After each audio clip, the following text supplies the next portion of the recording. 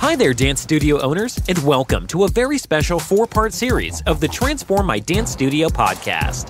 Throughout the month of March, we are celebrating by bringing you something extra special on the podcast. In fact, this is the first time ever that we have shared with you a sneak peek into our exclusive Dance Studio Owners Inner Circle virtual retreats. That's right, over the next 4 weeks, you'll have your own front row ticket into our Inner Circle retreats, where we are sharing with you some of the best moments from our world-class speakers. If you love this exclusive recording, make sure to join our waitlist at dsoa.com/innercircle. Now, let's welcome this week's special guest.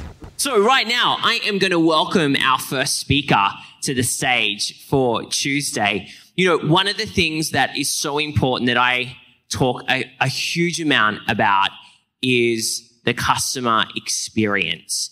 It's something that is ever evolving, ever changing. Our consumers' expectations are changing. And we need to make sure that we are always on top of what is going on in this field. And so when I was looking for a speaker, I found an amazing guy to come and talk to us today who has a great take on it, because he doesn't just talk about customer experience. He talks about the importance of having the customer experience and your team, your people's experience, how they come together. And so I think that's something that is really going to benefit us as we work on our leadership pillars and really step into the role as the CEO and find this line of how the team piece and the customer piece can come together. He's all about a people-first culture, which I know is going to resonate with all of you. He's flown all the way from a completely different country. Can you guess where it might be? Canada, specifically so far away, Toronto, only now a flight from New York. Please welcome the amazing Michel Falcon. Thanks, brother. Appreciate it. Good morning, everyone. So there's a good amount of Canadians in the audience. So my name makes sense to you, perhaps. Yes, a man can be named Michel. So from this moment forward, don't call me Michael, although it's like Michel, or it's like Michael without the A. But if you do call me Michael, it's not your fault. It's my parents' fault. I missed out on a normal name 3 times. Michel is really close to Michael. My middle name is Alexander. And at the very last moment, when my parents were deciding what to name me, it was either between Michel or Eric. And I was like, what the hell is wrong with Eric? Right?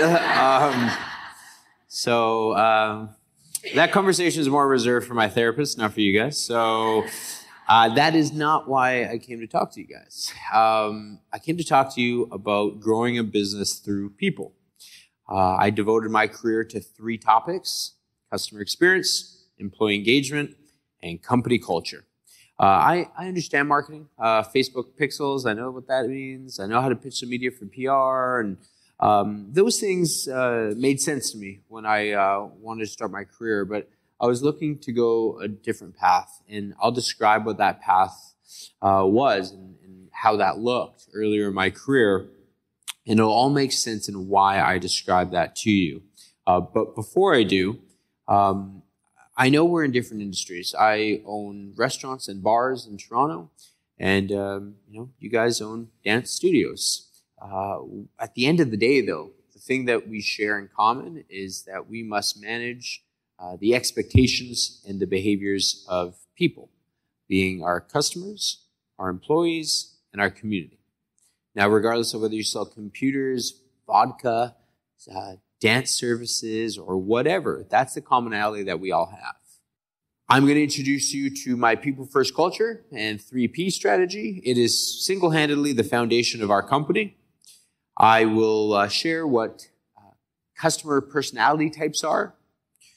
I'm going to introduce you to my interview hiring pyramid as well, too. I operate in an industry that has nasty, nasty employee turnover. And how can you deliver a great customer experience to your customers if your employees are always turning over? So I'll share the story and how we were able to achieve, our metric right now is 2.5 times higher employee retention than the industry average in hospitality, which is why I got into that industry. I'll describe in a moment. We're going to have formal Q&A toward about the latter 15 minutes of the talk. So if you have a question throughout my presentation, I don't want you to forget. So please just jot it down. I'll get to it. If for whatever reason you think of a question this evening or tomorrow, I'm going to share my email address. By all means, email me anytime. I'd be happy to serve you guys. But during the talk, I'm going to jump in the audience as well too. So that little box thing is going to be used. We're all friends. We're all friendly. So let's, allow ourselves to be vulnerable. Let's talk about our challenges. Let's talk about our motivations. So this is going to be a blend of not just a formal keynote, because you don't want to listen to me talk for an hour and a half. Nobody does. I'm going to flip it over to you guys as well too. So it's going to be kind of a hybrid between a keynote and a little bit of a workshop, because I want you guys actually to walk away with some stuff. Like, I'm going to have you guys create some new interview questions like right now. So that way you come home, go back to your place of business and be like, you know what, there's some stuff here that I can actually start using right away. It's also worth noting, I am the cheapest human being on this planet. So why that matters to you guys is I'm not going to share strategies that are going to cost you $10,000, $20,000. I like finding solutions to things in the most cost-friendly manner possible, because at the end of the day, I am a profit-driven entrepreneur. I expect to see a profit every single week when our vice president of finance sends us our P&L. And it makes it more challenging. It's really easy just to write a check and be like, okay, just go take care of that. But when you're having to kind of get dirt on your nails and cut your teeth yourself, I find that really rewarding. So we're going to do that today as well too. In 2008, I started my career in probably the most unorthodox industry. It was junk removal. So if you've ever seen blue trucks on the road in North America or Australia that says 1-800-GOT-JUNK on the side of it, that company was my first real company in my career. I did not grow up wanting to work for a junk removal company. But if you know anything about the company, it was started by a gentleman named Brian Scudamore in 1989. And he purchased a pickup truck and he went around his neighborhood and said, hey, will you pay me to get rid of things you no longer want in your home anymore? A couch, a fridge, and an ex-husband, clothing. That little business is now a $300 million company with great profit margins, operating in 3 countries, thousands of employees. But the great thing about the organization is that it still just has one owner to this day, no debt, no venture capital, just a true business. So in 2008, I'm not an academic, and I don't celebrate that. I find that some people are like, I'm a high school or a college dropout. I'm just not great at learning in that environment. So I was looking for change. And at the time, in Vancouver, where I was living, there were 2 really popular companies to work for. 1-800-GOT-JUNK was one of them. They had just won the Best Workplace Award in Canada the year before. That's a big deal, right? Like a junk company winning the Best Workplace in Canada. And the other company was Lululemon. So I went out and I interviewed for both. I interviewed for a retail position at Lululemon, and I interviewed for a call center position at 1-800-GOT-JUNK. I didn't aspire to have these roles, but I recognized that I wanted to learn from a company that would invest in my education, and I would contribute along the way. And during that time, I would understand entrepreneurship. So both organizations were run by these entrepreneurs, and I felt like I could learn from them. But at the end of the day, the company that resonated with me the most was 1-800-GOT-JUNK. And one of the reasons why it really resonated with me, and you could email the CEO of 1-800-GOT-JUNK today, and what's deckled behind their reception desk of their head office, it says it's all about people. And if you were to ask Brian, like, what are your keys to success or something like that, he would tell you it starts internally first. Everything else that you aspire to do, great marketing campaigns, a high net promoter score program, customer loyalty, profit, all stems from what's happening internal to the business. So I started at 1-800-GOT-JUNK My first role was within the call center in the summer of 2007, pardon me. I had to answer 100 calls a day, 5 days a week, but my first shift started at 4 a.m. So yeah, that sucks. So I had to get up at like 3:15 because I didn't live super close to the head office, which meant the night before I had to go to bed at like 6 p.m. And 6 p.m. in the summer, I would never get used to that. And it sucked. Like I tell Brian today, like it really sucked. Answering 100 calls a day. But I knew that I was going to use this organization to be a springboard to something else. And along the way, I would contribute to their success as well, too.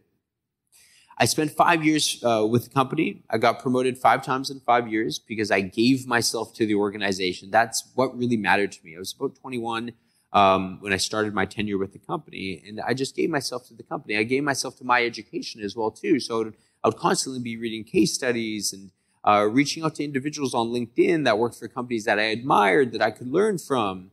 Because again, academia wasn't for me, so I needed to figure out a different way to learn. During my time at 1-800-GOT-JUNK, I learned that customer experience management was a thing. I had read a Harvard Business Review article, and they talked about this term I hadn't heard about, customer experience management. So after doing some due diligence, I thought, you know what? That's what I'm going to dedicate my career on. I don't know what type of business I'm going to grow. I don't know what industry or even when, but customer experience management would be my thing. I learned really quickly that no organization can have a great customer experience if they don't also have a customer-centric culture and high employee engagement. Because at the end of the day, and I want you to think about your team members, when you ask them to deliver a great experience to your customers, you're ultimately asking them to take care of a stranger. Because at one point, your customers are strangers to your employees. And it takes a certain level of DNA to be able to do that authentically every single day. So armed with that information and that realization, I transitioned out of the call center and then into the operations management side of the organization. I was reporting to the vice president of operations, and I learned strategic initiatives and project management and many great things there. In 2012, I knew I was going to leave the company, but I didn't know that it was going to be in 2012. I had a moment. I woke up one morning and I said, I'm handing in my notice. And I did. And what I wanted to do was I wanted to advise companies, similar to companies of, perhaps in your industry or neighboring industries, and I would help them manage and build strategic initiatives for their customers and their employees to increase that loyalty and ultimately improve their bottom line. I started off working with companies any company that would write me a check that wouldn't bounce. It did not matter at all. I moved back home when I was 26. My head office was my parents' kitchen table. So super humble beginnings. My first client was Ferguson Moving and Storage, a very small moving company. But at the time, I was blogging a lot on these topics. And I got a gentleman named Troy Fairchild. I'll never forget his name because I thought it was my friend's alias. And I'll tell you what I mean by that. He worked for Verizon Wireless. And they reached out to me and said, hey, will you come help us build training material for our retail division of Verizon Wireless? So I was like, this has to be a joke. Because the year before, my friend Andrew Pollard played a prank on me and emailed me saying, we want you to speak at this event. Sir Richard Branson was speaking at this event. And I was ecstatic. I told everybody that would listen, and I found it was a prank. I know. And you know how shitty that is? I was like, oh, that's like the worst thing you could do. And I was struggling. I didn't have a paycheck anymore. I was really, really struggling. Not to mention, I was pounding my chest, telling everyone I knew that I was speaking. So now you know why I thought Troy Fairchild was not a person. But then I was like, that email just looks, pretty accurate. So I went from consulting with Ferguson Moving and Storage to a $2 million company to working with Verizon Wireless, $100 billion company. I was like, how do I submit a proposal? Like, what's a W-9? Like, what are these things? Right? Like, they don't even know that I'm literally in my underwear and a t-shirt, like emailing them back from my parents' kitchen table. But, the fake it till you make it, I suppose, that's nothing I subscribe to, but that's essentially what I was doing. Then the clients started to remain that size. Alfa Romeo, Electronic Arts, 23andMe, all these companies from different sizes. And then in 2016, my friend Brandon said, will you move to Toronto for 3 months? You can live with me. We need you to consult for us. Brandon's in the hospitality industry. He owns restaurants in downtown Toronto. 3 months turned into 6 months. 6 months turned into a partnership. I said, do you want to move here permanently and become a partner in our company? And in about 2 years, we've gone from 0 employees and $0 in revenue to 3 venues, 200 employees, $20 million in revenue in a short period of time in like the worst industry. Like, you all love dining at these restaurants and so forth. The back end of it, I was challenged, right? Verizon Wireless, Alfa Romeo, like I was really challenged. But I will tell you to this day that building those venues in that short period of time was more difficult than any consulting engagement I had with those companies. So why did I just open up sharing a decade of my career? To reinforce, regardless of whether you're in automotive, junk removal, hospitality, or your industry, we actually all have the same opportunity to approach the relationships that we have with our communities, our employees, and our customers. Sure, your strategies probably need to be scaled down, just like mine do. But with the $100 billion companies that perhaps we admire, they need to scale them up. It's a lot easier when you're a leaner organization to be able to implement the strategies that I'm going to share with you today. But you got to start, right? Like I have people email me at least 24 times a day, people that maybe read a blog post or watch a video of mine and ask, like, Michel, like I've been trying to implement this strategy. It makes sense, but I'm having trouble doing so. I said, well, what's your trouble? Like, I can't find the time. You can find the time. You're just choosing not to find the time, right? It's all opportunity cost. If you're doing something over here, you're neglecting something over here. So you really have to make a decision on what is most important to the livelihood of our business.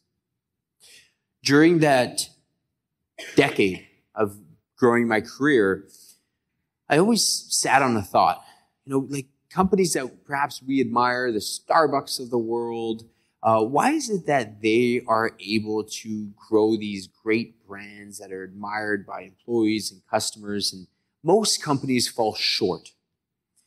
So I developed something that I call the people first culture, and this is something that I created in 2018 and started implementing it. Hold on one sec. There you go. On the surface, people first culture is very simple to understand. By definition, it is growing a business that is admired by employees and by customers. That's pretty simple. And it's represented by recruiting, onboarding a high-performing team who have high engagement. Because these employees have high engagement, they're the type of individuals that help you grow your bottom line. They don't quit on you abruptly. They show up on time. And because they're doing those things, they will create an experience. Thank you. They will create an experience for your customers that they've never seen before, which ultimately increases customer loyalty and improves your top and bottom line. I do not know one company on this planet that would say, you know what, none of that sounds good to me, right? It all sounds good. But again, I ask you, why is it that some companies succeed, but most fall short of building an admired company? So I sat on that thought for another 3 months. And I said, you know what, there's something here, and I think I'm going to call it the 3P strategy. We good with it? There you go. So the 3P strategy is defined by purpose, process, and profit.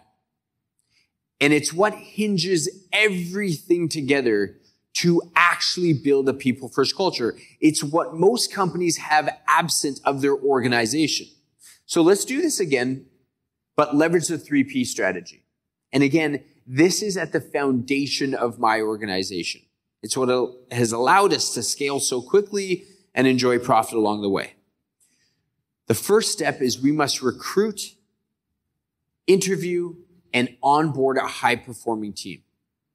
Immediately after we have done that, we need to create strict alignment behind the purpose of the company. What is the purpose of our customers? And what is the purpose of our team members as individuals, not as workers or employees? Once you're able to intimately understand the three purposes, again, the purpose of the company, the purpose of your customers, and the purpose of your team members, you will experience authentic engagement. In my industry, it is known for massive turnover. People call in sick all the time and they show up late.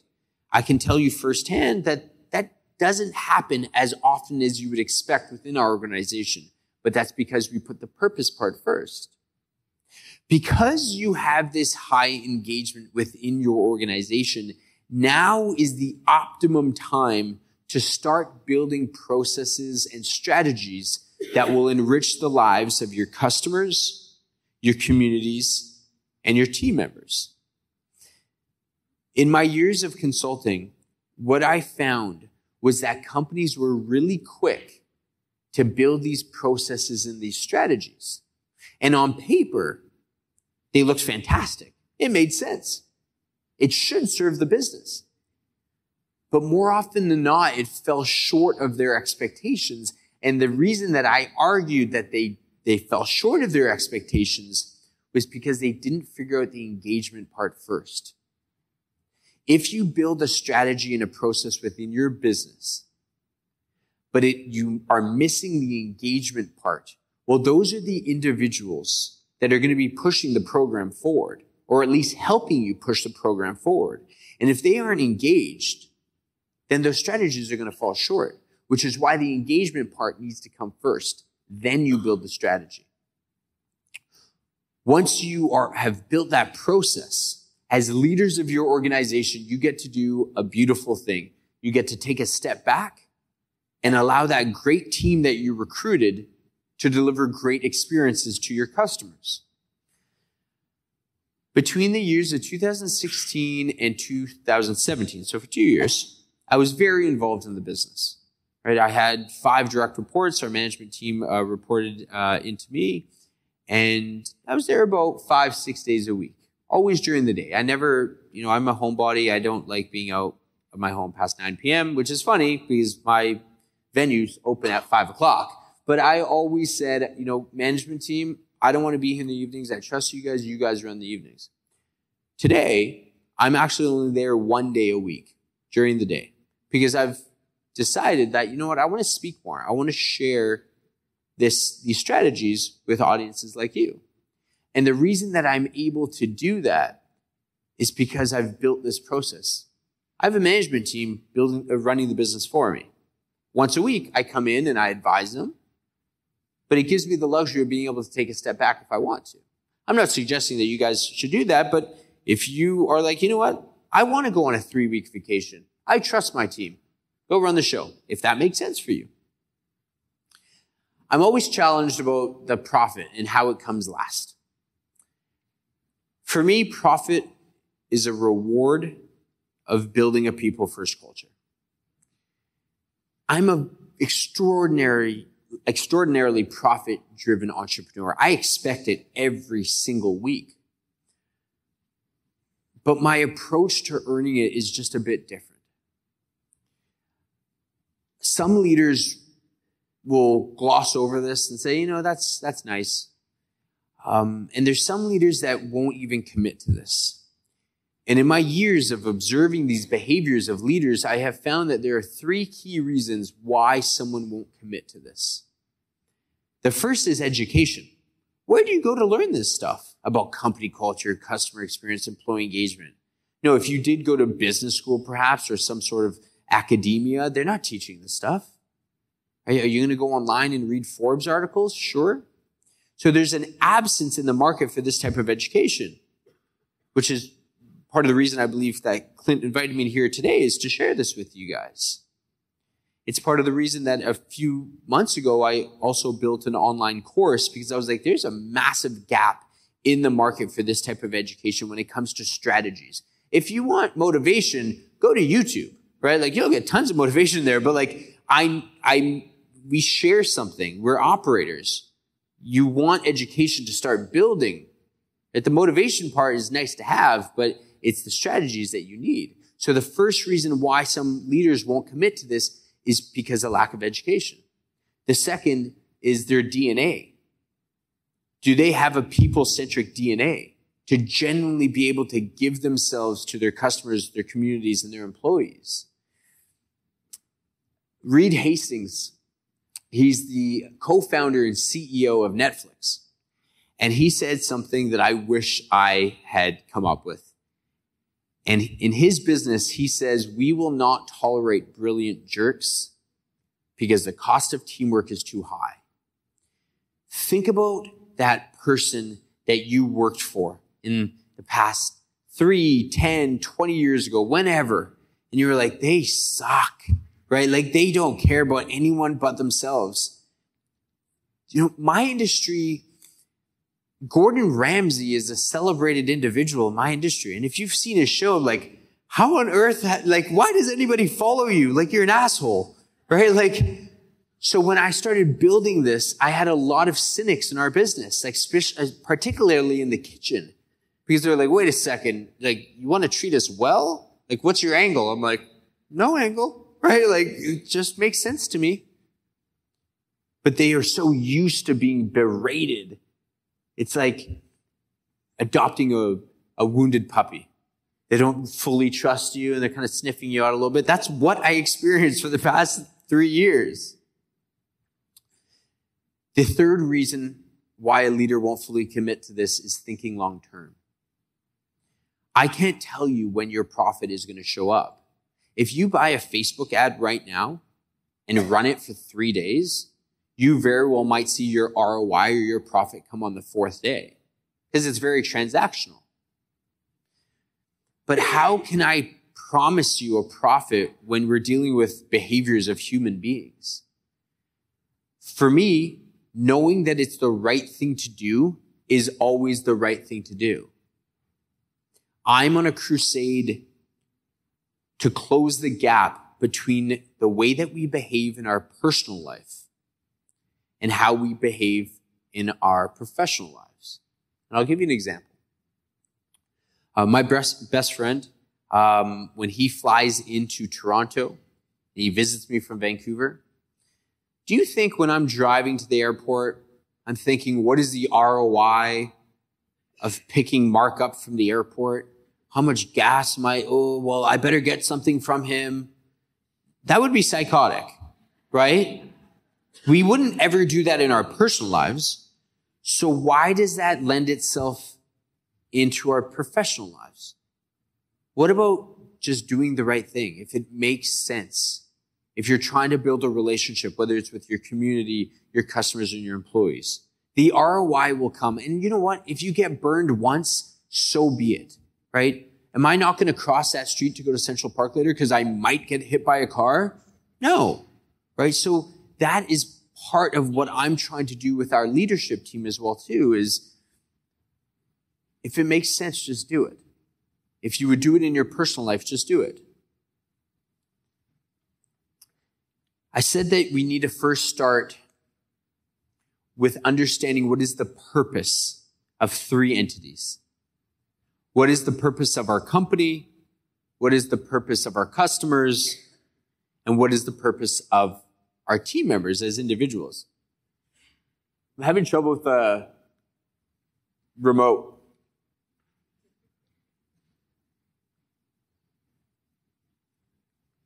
There we go. Hang with me, guys. There you go. I want you to pretend that I just came for an interview with you for whatever position. And during the interview process, you asked me, do you have any questions? And I asked you, what is the purpose of your company? How would you answer that question? What is the purpose of your company? And we'll get that chat box or catch box going around. There it is. Thank you. What is the purpose of your company? Who wants to be the first to join me? Let's go. This is how we're going to do it. Because I could huck it over there. I trust my arm strength, but let's go around the room and eventually we'll get to you. Oh, there you go. What is the purpose of your company? How would you answer that? To make everybody feel welcomed. To make everyone feel welcome. Who's everyone? The parents, the students, the grandparents, the aunts, the uncles, the brothers, the sisters, okay. The friends, everybody. Okay. Do you, how many team members do you have in your organization? 23. Got it. Being realistic and honest, if you went back to your studio and asked all 23 of them individually, what is the purpose of our company? Would you hear the exact same answer that you just gave? Some might say it's more about teaching, dance or tumbling. The technical side. Yes. Got it. Okay, fantastic. That's okay. That's fine. That's fine. Jody? Our purpose is to lift people up. Lift people up? Okay. Same question. Actually, how many team members do you have in your organization? 20. 20? If you asked all 20 individually, would they say the exact same thing? They would. In unison? Yes. Okay, how have you been able to achieve that?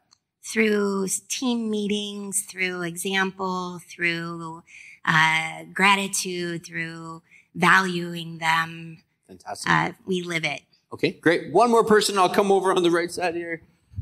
Anybody? Hand up, hand up, hand up. Is it hand up or we face scratch? Okay. Thank you. To foster excellence, integrity, and community through dance. Fantastic. That sounds very buttoned up, and it was done in a premeditated fashion. Is that right? Okay. How many team members do you have in your organization? 12. 12? If you ask them individually, would they be able to recite that word for word verbatim? They would know all 3 of the big words. Got it. But you're not buttoned up in that one tight sentence. Oh, no. No? Okay. That's fair. Honest. Thank you, guys. How are we supposed to create alignment in our organization if every single one of our people, our team members on our payroll, don't know what the purpose of the company is? That has to act as your North Star, and everything follows after that. What you're looking at here is the inside of our aprons for our we call it face of house instead of front of house. That's servers, bartenders, hostesses. That's the inside of their apron. And what you see stitched on the inside of their aprons, and our chefs and our cooks have it stitched on the inside of their chef's jackets, is our purpose, which also is our mission statement and our 5 core values. So our mission and our purpose is to consistently deliver seamless experiences. And our core values are celebration, ownership, foresight, integrity, humility.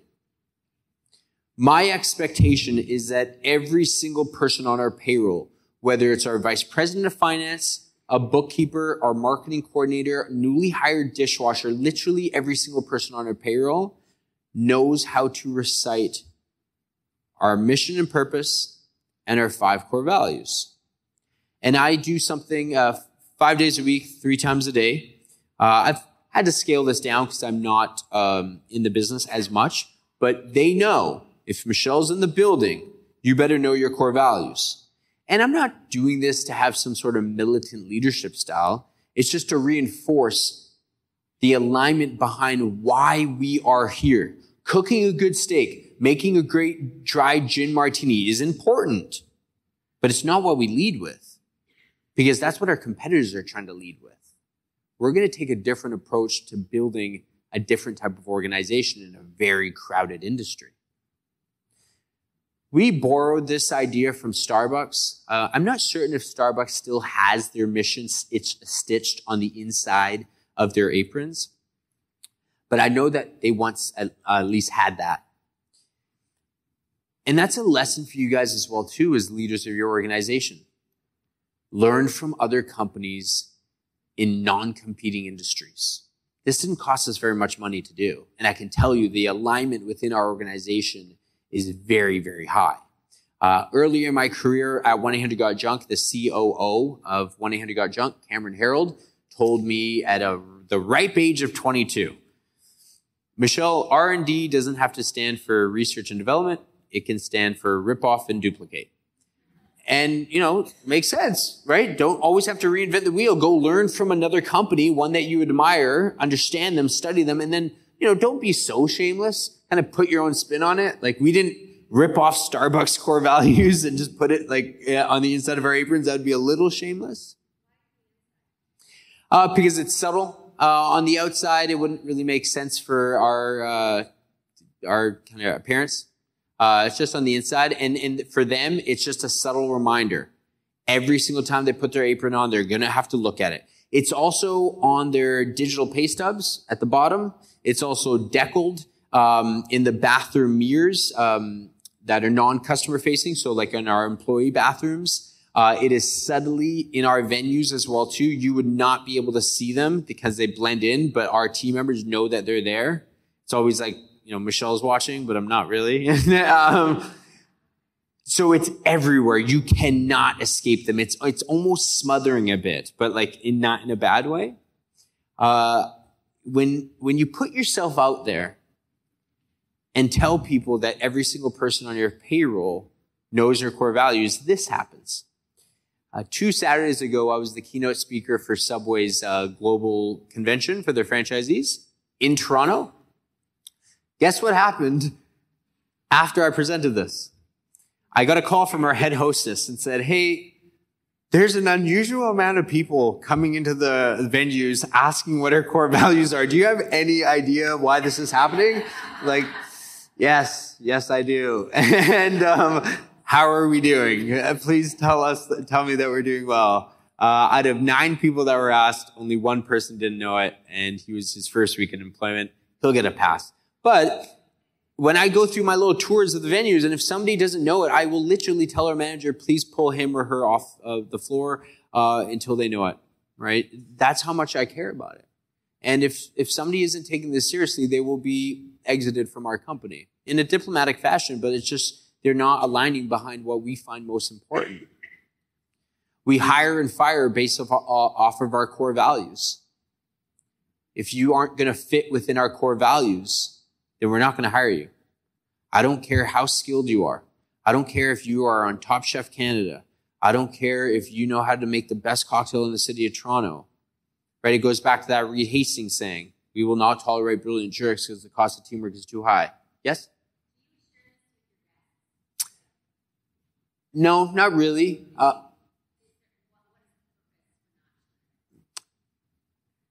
don't think they would.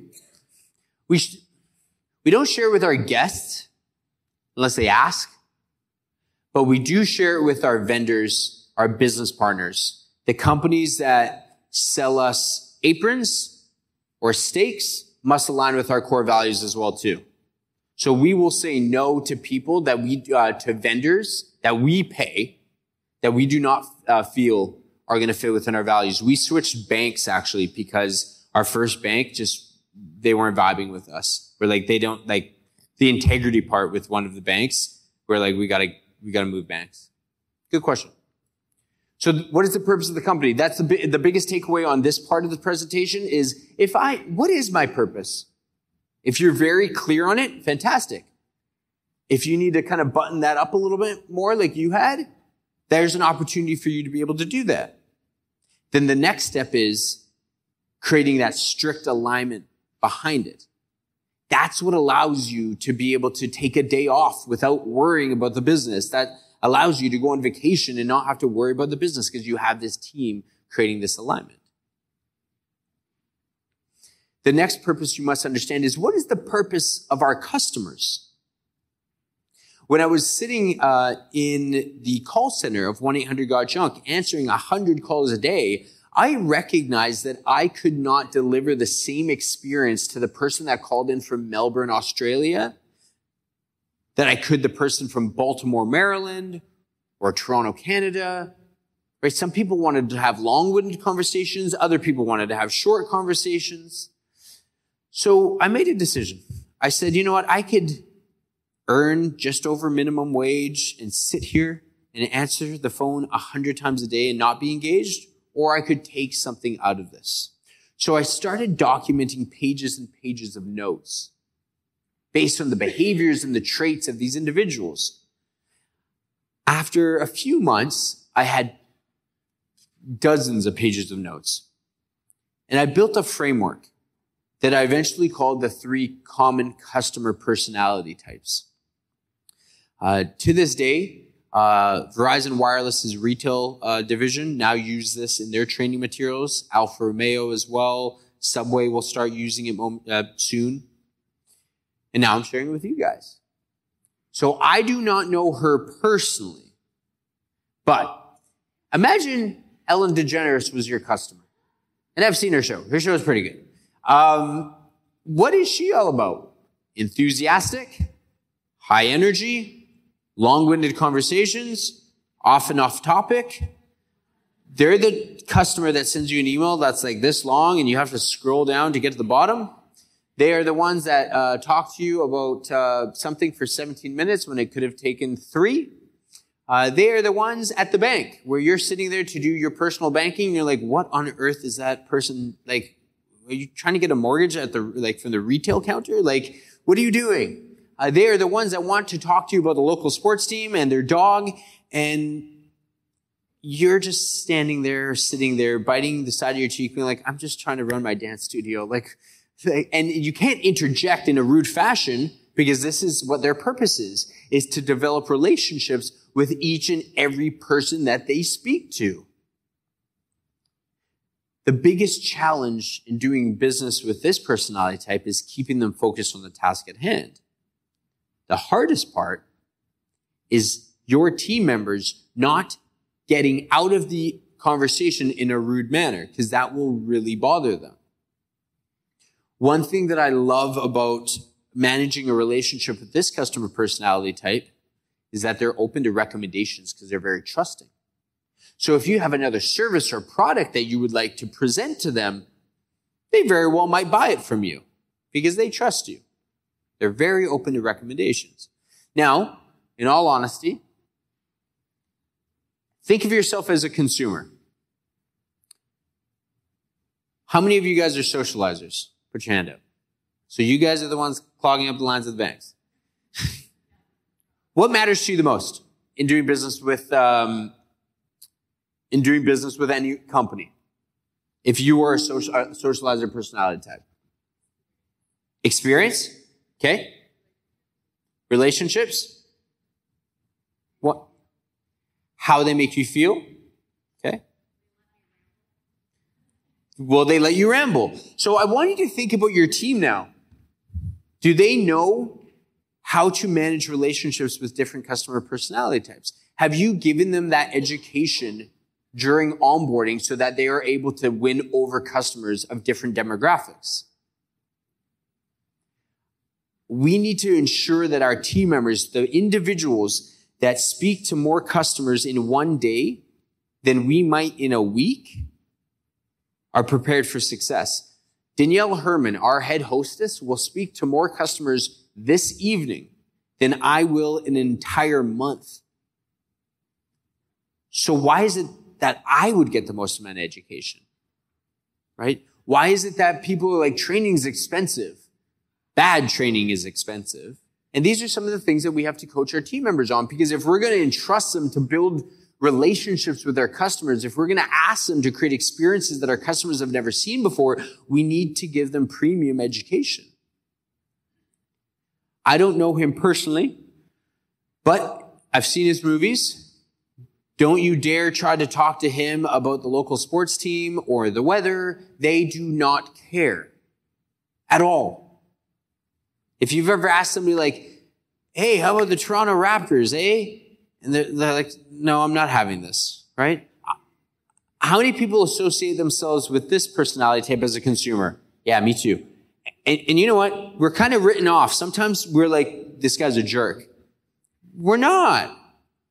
This is my theory behind me as a consumer. If I was your customer, if I'm able to save 5 minutes in my dialogue with you as the service provider, if I could save 5 minutes at the laundromat and 5 minutes at the bank all in one day, that's 15 minutes that I have to myself to do things that I really want to do. Like take my dog for a walk, right? It's not that we're rude. It's just our definition of success. Our purpose is different. This customer personality type can be enjoyable to do business with because they know what they want, how they want it, when they want it. The challenge, and tell me, I feel like you're vibing with me on this. Yeah, we might even think we know more than you. All right. And because maybe we did a Google search about your pricing and we're like, no, I got everything. You need to tell me anything. I'm prepared. Here's my check or here's my credit card or whatever. Right. They want transactional relationships with you.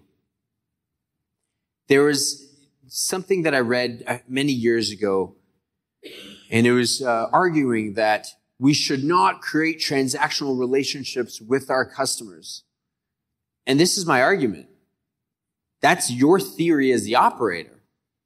This customer personality type wants to be like bang, bang, done. And the great thing about this personality type is it can be extremely loyal because they don't want to have to leave your company.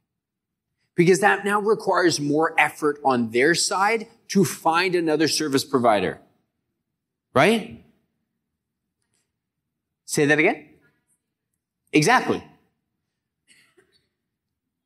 This is my theory behind going for the cheapest price. And our venues aren't the cheapest price. We will sell a $200 steak and our neighbor will sell the same steak for like $170. So we are in a premium space.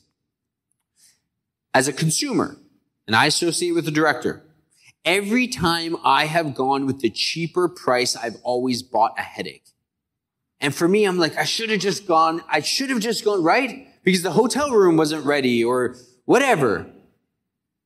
That's why I'm willing to pay a premium if I feel like your company is going to provide a better experience for me, because I don't want to have to waste time finding another person to do my laundry or my bank or, a dance studio for my kids. I don't have kids, but I just do that out there. My kid is my dog. So now think of your team. Have we given our team members the education they need to be able to switch gears from a socializer to a director? There's a difference between defensive and offensive customer service. What I mean by that is with the socializer personality type, you can play offensive customer service because they're open to recommendations. With the director, you have to play defense because they're coming in to your studios, or if you operate at a bank or whatever industry, they're coming there with everything ready to purchase, more often than not. Your team members have to play defensive customer service and listen, active listening. Then once they finish saying what they want, then they have to switch gears and go into offensive and then execute. One of the biggest challenges in managing a relationship with this customer personality type is product knowledge. If your team members don't know your product inside and out, they're going to disregard them and ask to do some business with someone else in your company. Or hopefully this doesn't happen. They're going to go do business with your competitor. The last is the passive. So the passive personality type is the one that I find hardest to understand because they don't reveal a lot of information. They're the type of person, if you ask them, how's your day going? And they say, good. And that's it. And they don't respond with, and how's your day going? Like a normal human being would. God bless them. I'm kidding. they can appear to be guarded, timid. They don't divulge a lot of information. And I caution companies when I present this material to them, you have to be careful in why that might be. They might be guarded because your company has failed them before. They might be guarded because your industry has failed them before. The great thing about this personality type, though, is they can be some of your most loyal customers, because if you're able to bring their guard down, they will show you loyalty because of that. Because they have been written off by companies for being boring or not enthusiastic. They're just often misunderstood. So when your team members are doing business with this personality type, they require a lot of patience. And like, they're not giving me the information I need to be able to sell them a service or deliver a great experience to them. But you can see them turn a corner. And it might not happen in that first conversation. It might take weeks. It might take months. But just don't give up on them. We hope you love this sneak peek into our Inner Circle retreats as much as we did. And if you are ready to take your studio to the next level and join us for these life-changing retreats, make sure to join our Inner Circle waitlist today at dsoa.com/innercircle. Before I joined the Inner Circle, I did absolutely everything for my studio, and I did it 24 hours a day, 7 days a week. I put my family second and my studio first. And I realized pretty soon that I was going down a track that I needed to change, and that's when I reached out to the Inner Circle. I had been open for 15 years, and I had a lot of students, but it wasn't as profitable as it should have been, and I was doing things wrong, I thought. I had done trial and error on a lot of things, and I needed help. And I seen a DSOA ad and joined that, and then I was hooked. So my ideal outcome for the studio wasn't that I needed more students or I needed more families in my studio. It was making more smarter and better business decisions within the studio, and to get some schooling basically on how to run a studio, even though I've been doing it for 15 years at the time. Life after the Inner Circle is a 360 turnaround for me. I do not work Sundays at all. It's a family day, and under no circumstances am I working that day. And our finances are starting to become in a better place, so there's less stress between my husband and I. My studio is organized and running like a smooth ship that doesn't need me half the time. So I've been able to delegate, and step back and enjoy what I've created. So my revenue within the last year has increased by $51,000. So that is a huge jump. And opening in that, I opened up a third location. So that's including expenses from that. I would recommend the Inner Circle to either someone who's just starting out because there's so much to learn, or someone that has had a studio for 20 years and has done so much work and just might need a little bit of help and get some of that work lifted off of their load.